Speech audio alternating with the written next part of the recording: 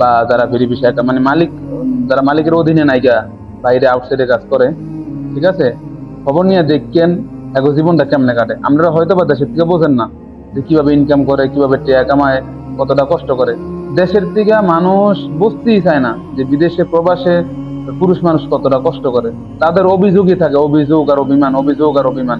একটা পুরুষ 16 ঘন্টা 18 ঘন্টা ডিউটি করে, ডিউটি করার পরে তখন কি তার শরীরে মন চায়, তখন কি তার মনে চায় যে আমি ফোন দিয়ে আরেকটা মানুষের অভিযোগ ভাঙ্গাই, অভিমান ভাঙ্গাই, বা তার যে সমস্যাগুলো শুনে সেগুলো সমাধান করি?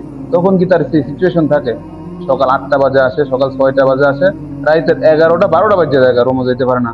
এই লোকটা কখন রুমে যাইবো, কখন গোসল করবো, কখন কাপড় চোপড় দেবো, কখন নিজে খাইবো, নিজের আকামা আছে আকামার টাকা কতটুকু জমাইলো এই টাকাগুলো এক পাশে রাখবো, তারপর নিজের মালিকানা ট্যাক্স আছে ট্যাক্সের টাকাগুলো এক সাইডে রাখবো, তারপরে হচ্ছে গিয়ে পাসপোর্ট শেষ হয়ে গেলে রিনিউ করতে হয়, ছুটির পয়সা রাখতে হয়, অর্থাৎ ছুটি লাগানোর পয়সা, আবার তারপরে বিমানের টিকিটের পয়সা।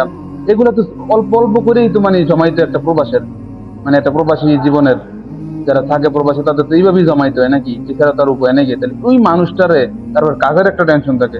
সৌদি রয়েছে কি এমন একটা মানুষ যে অগো কাজ যদি 19 থেকে 20 হয় না, 19 থেকে 20 হওয়া লাগে, 19 থেকে 19.5 যদি হয় না, অগো অবস্থা দেখলে পাগল হয়ে যাবেন গা। এক লোক 12 বছর কপিলের লগে কাজ করছে, 12 বছর কপিলের সাথে কাজ করছে। কপিলে কইছে কি এই লোক 100%, এই লোকের ভিতরে কোনো ভুল নেই, খালি কইছে মিয়া মিয়া মিয়া মিয়া, ঠিক আছে।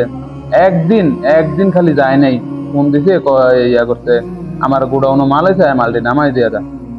একদিন মাল নামাইতে যায় নাই দেখিয়া কপিলে আইছে এশারের পরে, ফোন দিছিল মাগরিবের পরে, আইছে এশারের পরে। আয় কয় গাড়ি তোর উঠছে, কয় আমার লগে ডাইরেক্ট নিয়ে এয়ারপোর্ট নামায় পুলিশের তো দিয়া কয় যা গিয়া, পুলিশের পরে আমার লাগতো না, ওই বালানা লোক বালানা। এই সে গিয়া সৌদিরা, ঠিক আছে। ওরা কাজ তারা মানুষে একটু পছন্দ করে না, 1 সেকেন্ডের জন্য পছন্দ করে না। আপনি 24 ঘন্টা কাজ করছেন, একটা মিনিট যদি আপনি মরা দেন, আপনি বালানা, আপনি খারাপ, আপনি কামসোর, আপনার মন বালানা, আপনার মন কালা, এগুলা কয়, ঠিক আছে। তো এত অত্যাচার, এত কষ্ট, এত যাতনা সহ্য করার পরে যখন আবার দেশের মানুষের কাছ থেকে কষ্ট পায়, দেশের মানুষের একটা কিছু না বোঝান যায়, বা তারা যদি না বোঝে, তারা যদি বলে যে পোলায় বলো না, তো বোর মন রাখতে গেলে মান মন রাখতে পারে না, মান মন রাখতে গেলে বোর মন রাখতে পারে না। আমাগো প্রবাসীকে জীবনটাই মানুষের মন রাখার পিছনে জায়গা। মানে আমরা দিন শেষে কারো কাছে ভালো হইতে পারি না, শেষ পর্যন্ত সবার অভিযোগ আর অভিশাপ পাই, আমাকে জীবনটাই জায়গা ধ্বংস হয়ে নষ্ট হয়।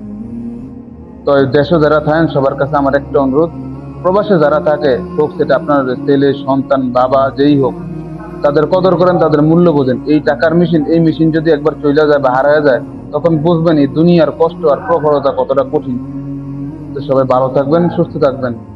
আজকের ভিডিওটি এই পর্যন্তই। আসসালামু আলাইকুম।